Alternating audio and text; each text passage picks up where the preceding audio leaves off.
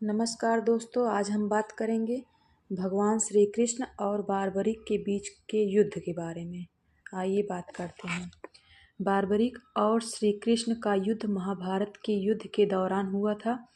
Barbaric Ghatotkacha का पुत्र था जो भीम और हिडिंबा का पुत्र था। बारबरिक एक महान शक्तिशाली योद्धा था और उसने महाभारत के युद्ध में भाग लेने का निर्णय लिया। बारबरिक की शक्ति। बारबरिक को एक वरदान प्राप्त था कि वह 3 बाणों से तीनों लोगों को जीत सकता था। उसने अपने पिता घटोत्कच से युद्ध की शिक्षा प्राप्त की थी और वह एक महान योद्धा बन गया था। श्री कृष्ण की चिंता। जब श्री कृष्ण ने बारबरिक की शक्ति के बारे में सुना तो वे बहुत चिंतित हुए। वे जानते थे कि बारबरिक की शक्ति इतनी अधिक है कि वह महाभारत के युद्ध के परिणाम को बदल सकता है।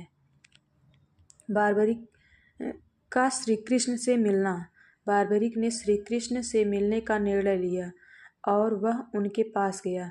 श्री कृष्ण ने बारबरिक से पूछा कि वह महाभारत के युद्ध में किस पक्ष में लड़ने आया है। बारबरिक ने कहा कि वह जिस पक्ष में कमज़ोर होगा उस पक्ष में लड़ने आएगा। श्री कृष्ण की योजना। श्री कृष्ण ने बारबरिक को अपनी योजना बताई और कहा कि वह महाभारत के युद्ध में भाग न ले।